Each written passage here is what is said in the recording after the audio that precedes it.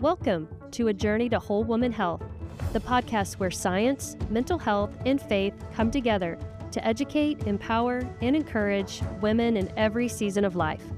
We are your hosts, Dr. Jamie Erwin, board-certified OBGYN, and Dr. Kathryn Nader, licensed professional counselor with a PhD in counselor education and supervision. Jamie and I have been friends for over 30 years.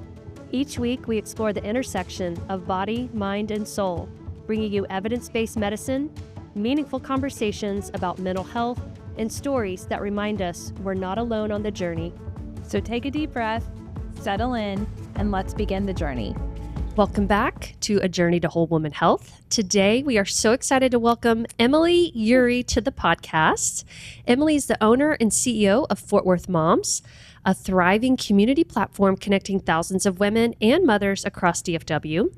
She's also the founder and host of Momfessions podcast, where she creates honest conversations around motherhood, relationships, community, and the realities of modern life. Emily has spent years building spaces where women feel seen, supported, and connected, which makes her the perfect guest for today's conversation about friendship, loneliness, and why meaningful connection matters so deeply for our mental and emotional health. We're so excited to have you here, Emily. I'm so excited to be here. This is so fun. Welcome, welcome. So let's start off. We'd love to hear the story about Fort Worth Moms and Momfessions. Absolutely. Tell me how that started and what is the mission and purpose there? Yeah. Well, it started 15 years ago when I became a mother. Awesome. And when my kiddo was toddler age, I heard about this new thing that was launching called Fort Worth Moms blog, and they were looking for writers.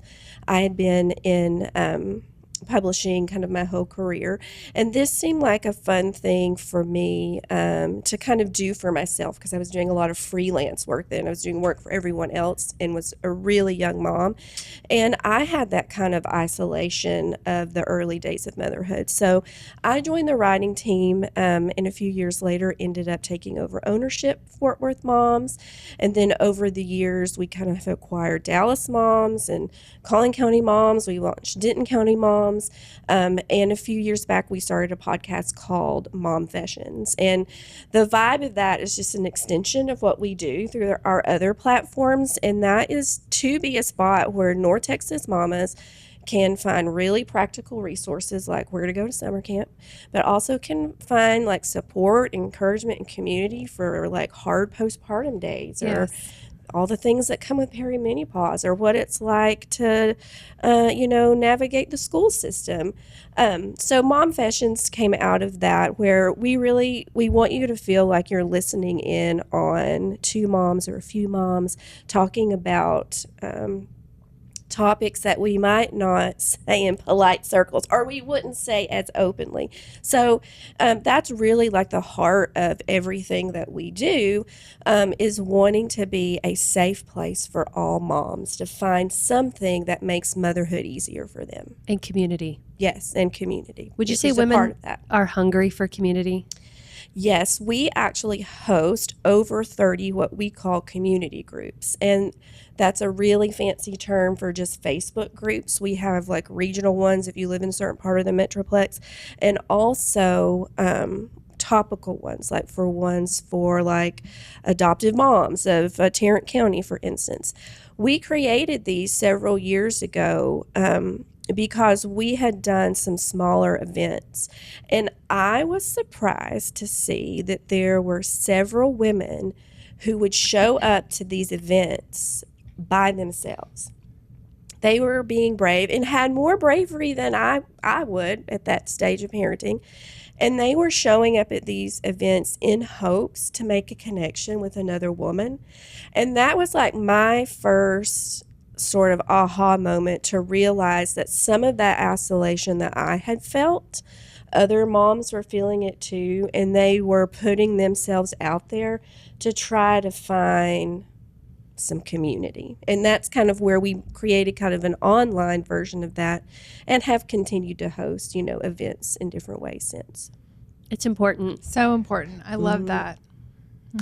Tell us, why does friendship matter? Why is this something we even need to talk about on a podcast?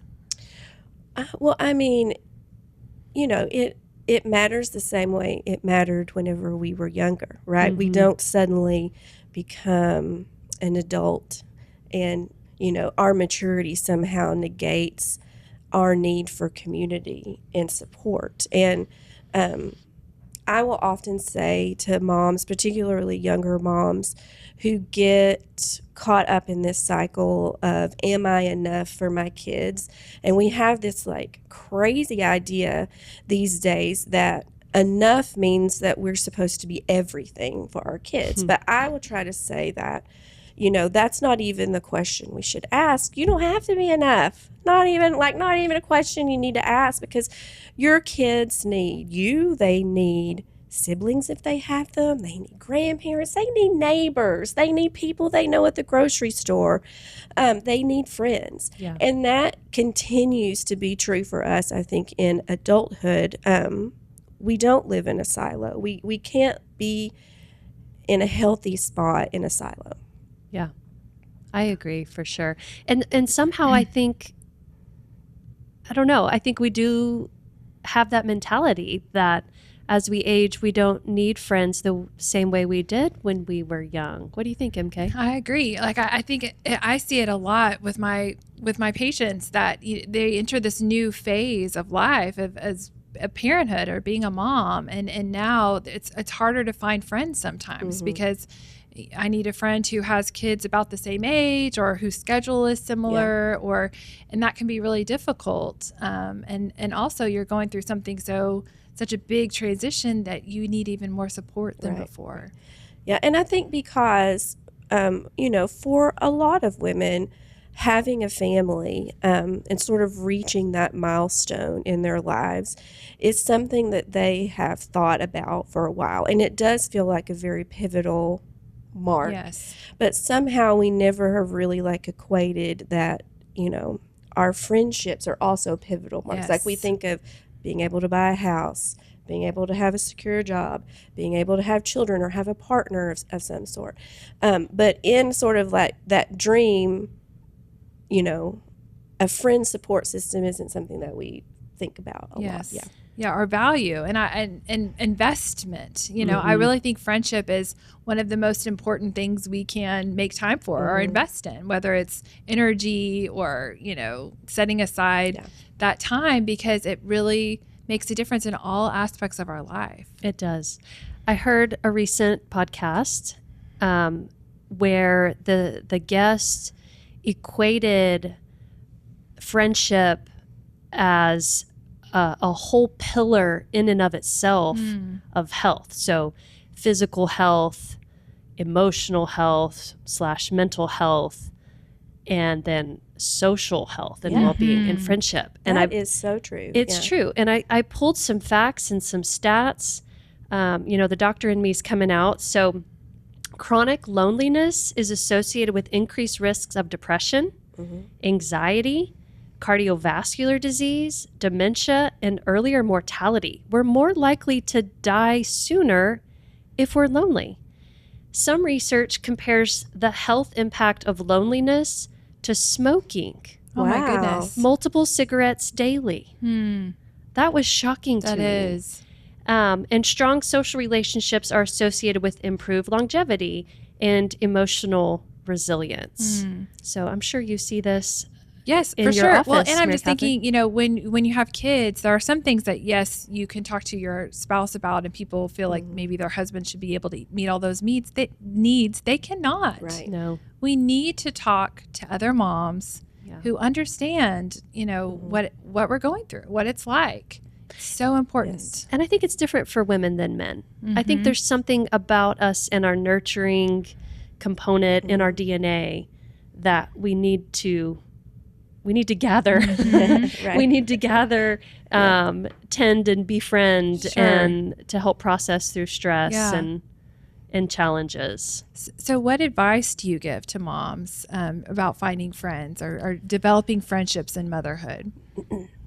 Okay, so I have some really what I think are practical tips. Yes. You may disagree. The more with practical, them. the better. Yes. And that would be first. We talk on Momfessions a lot. We use this term called the ideal mom. And she lives inside of each of our heads. And your ideal mom is not the same as mine, right? She is like a collection of everything that I have observed and liked and said I would do and wouldn't do, of like 50 different women and moms in my life. And she lives in my head, and she is what I compare myself to. Many, many times in unhealthy ways, right? I have observed and even experienced in my own life that when looking for kind of these friendships that we are going to forge in our adult life or in our motherhood life, that we have kind of an ideal friend that we're looking for. Or in my instance, this is kind of my own personal example, I have a handful of strong friendships, one from my high school years and a few from my college years. And these are the women who knew me before, right? That's what I kind of say. And they are just like, you can't replace them, right? And I kind of found that I would have dissatisfaction with other friendships because I moved to a new state, new husband, 3 years later, new mom. And I measured everything up to that, what I would call an ideal friend. But I think being more open-hearted, that not every friend that you make has to be your bosom buddy like Anne of Green Gables. You can have friends for certain seasons of your life. Yes. Certain friends can have like different places in your social life. They can have different levels of connection, different, like it's a friendship is a spectrum, right? And so to take that pressure off, that I am on a hunt to find my ideal friend, one perfect friend, is going to sabotage my efforts. And so I've kind of come in with a mindset that I can be friends with anyone. Anyone that I meet can be a friend until they can't, and it could be varying levels of connection. So that is like a mindset shift probably that I would start with, that I do think is practical, but it's not necessarily like a to-do that you can check off. I really like that. Yeah, I think I have been guilty of that. Just, well, they don't know everything, or they can't be all do all. I can't go run with them, or I can't, that's okay. I'm going to have running buddies. I'm going to have long-term high school buddy right over here. I'm going to have my friends that I did residency with that just know me in a different way. Different shared experiences, or different contexts. Why do you think we do that? I wonder, like try to look for idealize. Because that's what we do, I guess, for a partner. And so I don't know, but it's something we need to drop and get rid of. I think it's a good question. Do you have any thoughts on that, why we do that? I mean, I think because in those moments, that loneliness is such a fuel. It's such a motivator. We are wanting to soothe that, right? And so we have our notions about what will soothe it. And sometimes if we're open, we can be surprised, right, by what may develop. I hope it's not insulting to say, but new mothers often are in kind of a state of hyper control, right? Right. Because it's all new. We're trying to figure out what we're doing. We're trying to keep someone alive. Suddenly people are dependent upon us 24/7. Suddenly we've lost our autonomy. Suddenly we see our identity eroding. We get really lost and confused. And so control is a very common reaction to those feelings. And I think that can kind of come into play as well when we are looking for our community. I often see also moms, particularly, post-pandemic and all that horribleness that happened, really thinking about trying to find a friend community who thinks like she does or parents like she does, and feels like you can really only find safety in that. But I want to encourage people, again, to be more open-hearted. And I have learned so much as a mother and as a woman by being friends with and walking alongside in motherhood with people who make different choices than I do. And I might still disagree with them. Like, Sure. I've never in my life let my kids eat something other than what I cook for dinner, and I will die on that hill. But I have plenty of friends who don't. And like, when we are new in this, that can feel like we can get to a point where we think that's like a line in the sand, but it's not. I mean, that's kind of a silly. No, that's a great example. Suggestion. But like being open-hearted to people who might think differently or parent differently or approach motherhood differently. Yeah. What works for that mom is going to be different than what works for you, or what works for that family is going to be different than what works for your family. And that's okay. Yeah. Yeah. And you can have a valuable relationship there. And Even learn if you- from one another. Yes. That's a key. And I think that in general, our society, I think we could use Work more of, right? Respect, even in the midst of a disagreement, Sure. perhaps. And Curiosity. and Wanting to understand. Be Another curious. perspective. Yeah. having less deal breakers. Yeah. It doesn't have to be a deal breaker. Still be friends. Sure. Yep. Yeah. Well, what else? Actionable items, things, to help you kind of get out there and make friends and build friendships. Yeah, and so this is one I think that you can. It's a task if you want to check it off a box. Is like the days of kind of those organic friendships just blossoming are few and far between for adult women, for mothers, right? We don't have the benefit of being in school with the same group of people all day, every day, and we practically have no responsibility, and we can foster those friendships like so wonderfully. Becomes much more challenging as adults and mothers. And the box to check is to make some intentional choices towards that. If that looks like joining a book club, if that looks like signing up for music class. I did that, and she turned into my podcast co-host. Right? How cool. Yes, we've been friends since our girls were 2 and 3. Oh.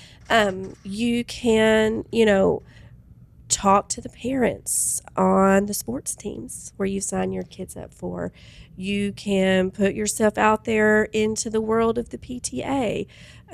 You can start walking your neighborhood. You can talk to your neighbor, just make some intentional steps and be open-hearted to see what happens, right? There are a variety of ways, but I would encourage people.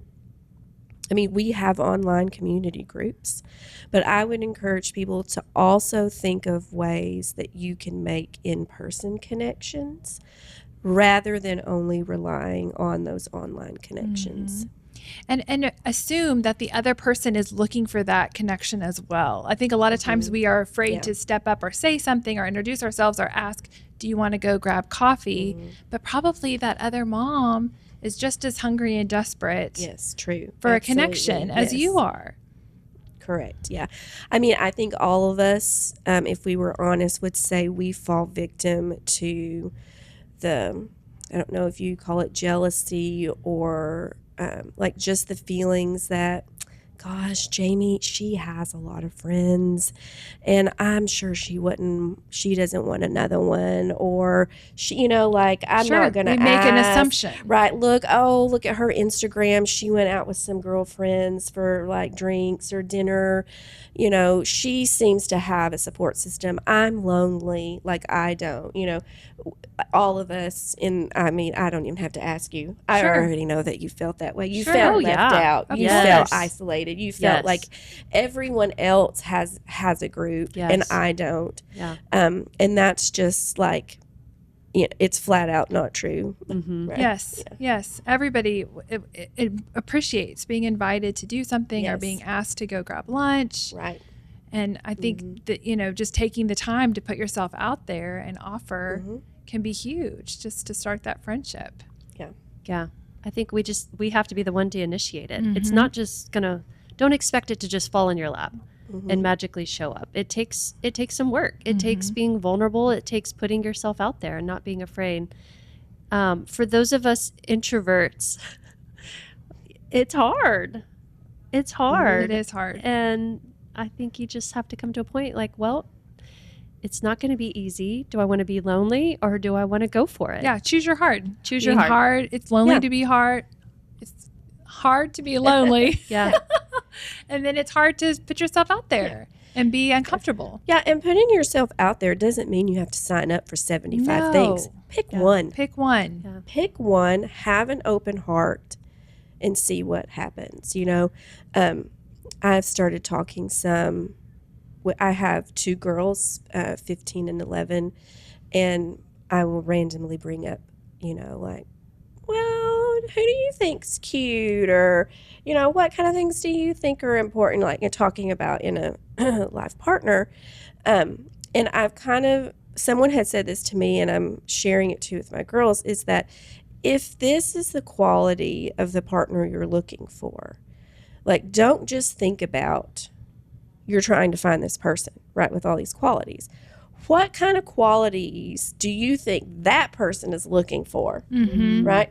So, like, what kind of friend are you hoping to find, or you want to be open-hearted about it? Well, what kind of friend do you think they're looking for? Right. Well, then maybe you could work on being that type of friend, Yes. like, it's not just a hunting excursion, right? It's a relational exchange, right? And, it also can help bolster your self-esteem too, to think about what do you have to offer in a friendship?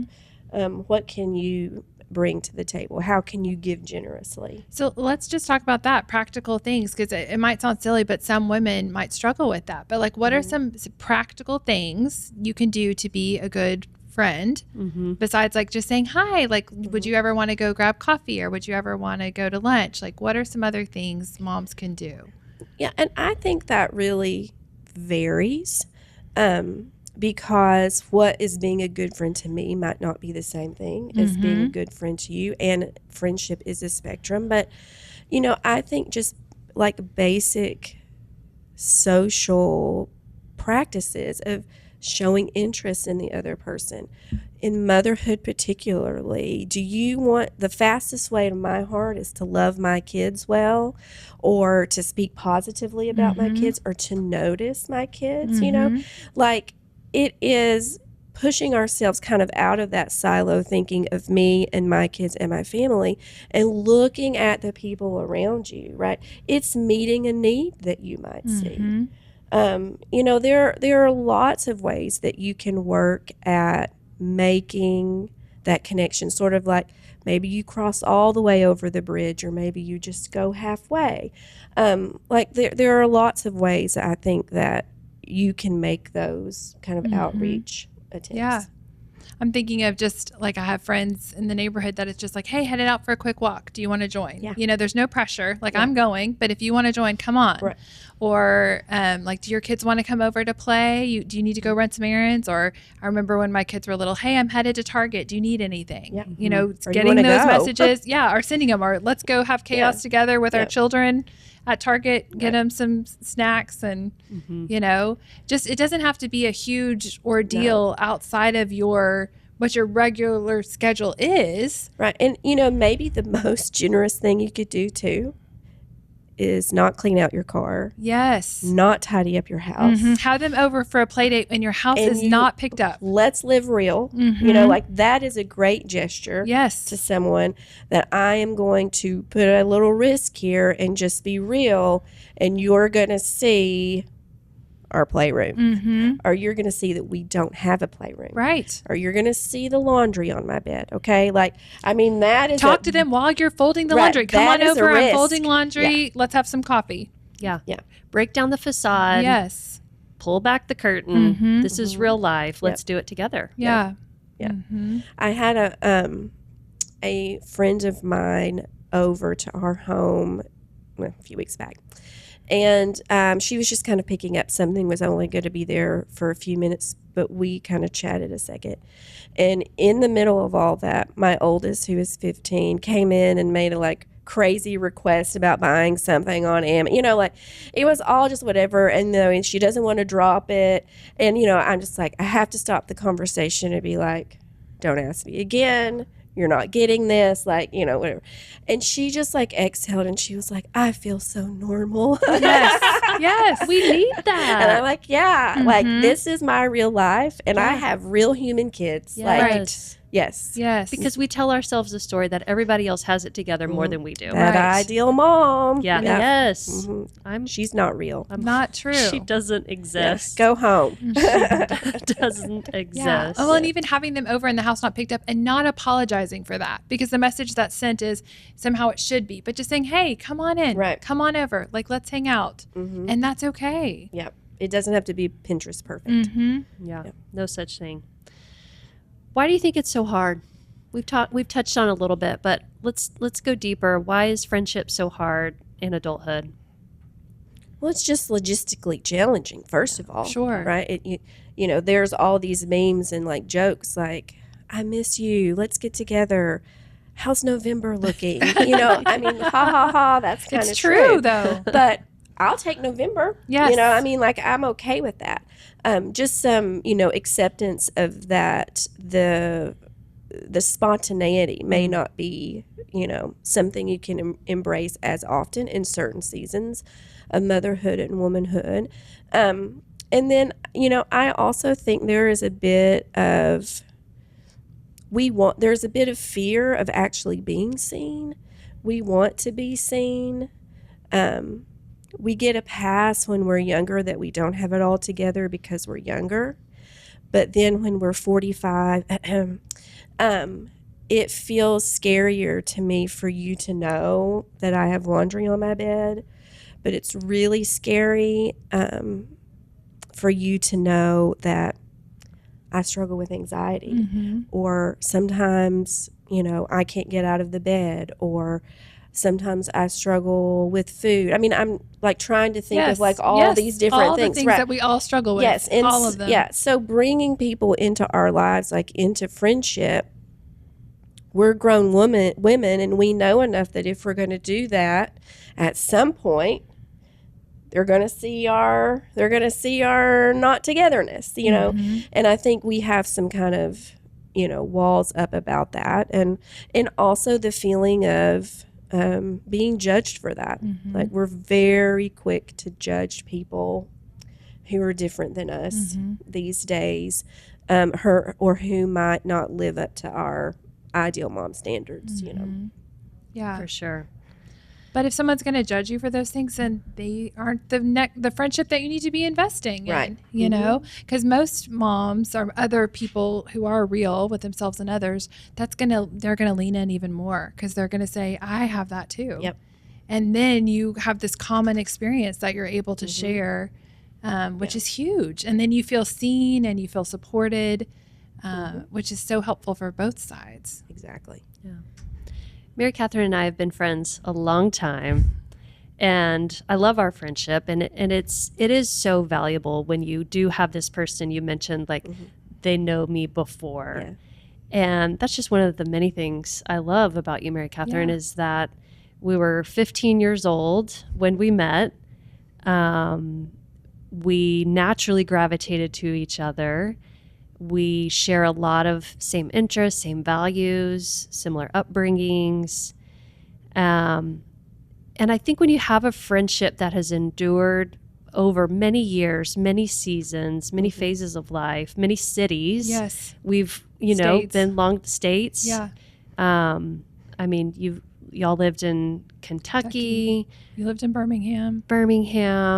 I mean, we went out of state. Both of us went out of state for college, even before all that.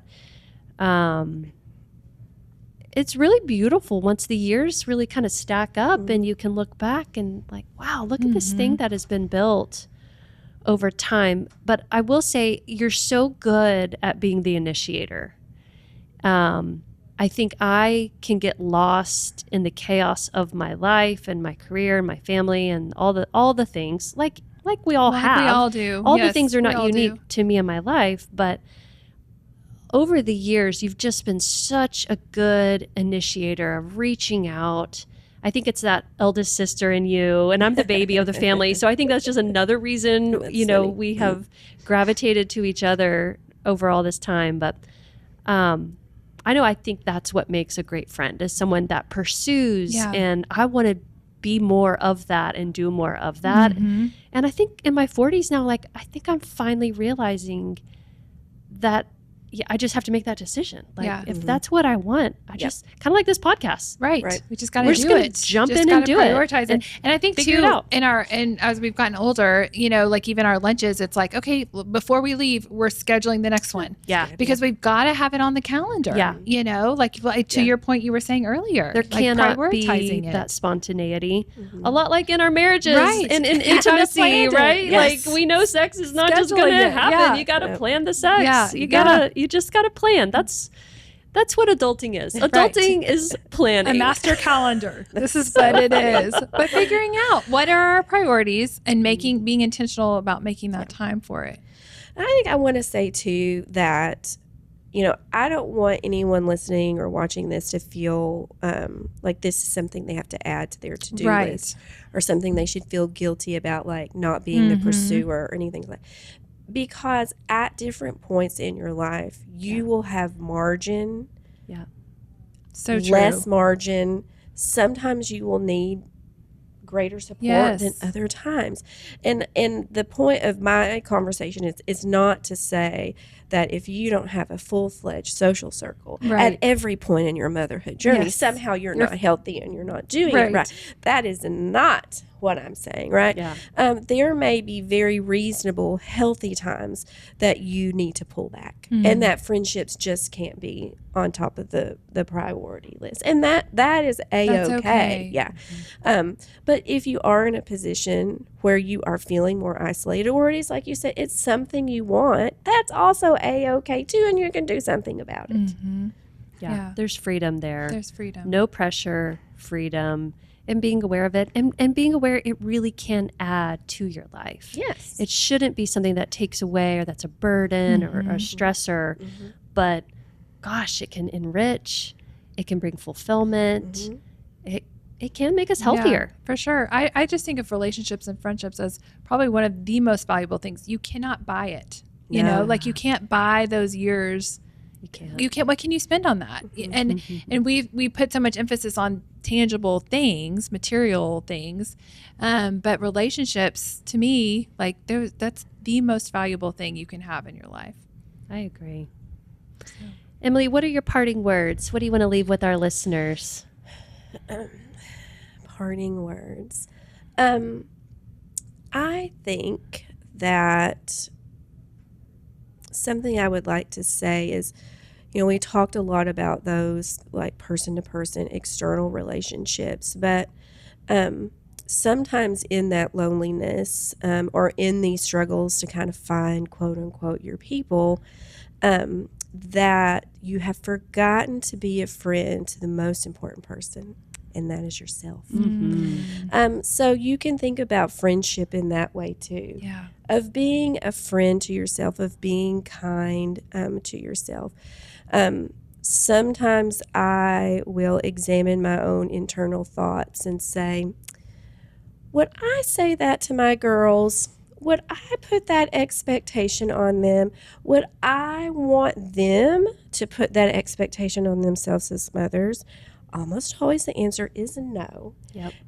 And being a friend to myself in motherhood has been a great gift and something I continue to work on. But friendships are important, and our friendship with our own heart is important too. I love that. Really good. Super healthy. We are so hard on ourselves. We can be our worst critic. Yes. So starting there is such a great place to start. We hope you've enjoyed this episode. Maybe friendship isn't something extra we fit into life. Maybe it's one of the things that helps us survive and even thrive. We hope you'll send this to a friend. Let them know that you are thinking of them, so that when they listen, they think of you too. We're so glad you're here. Thanks for joining the journey. Thank you for joining us on a journey to whole woman health. If this episode encouraged you, share it with a friend, leave a review, or subscribe so you don't miss future conversations. Remember, your questions matter, your health matters, and wholeness is a journey. Until next time. Now for the legal language. The information shared in this podcast is for educational purposes only and is not intended as medical or mental health advice. Listening to this podcast does not establish a doctor-patient or therapist-client relationship. Always consult your own qualified healthcare provider regarding any medical concerns.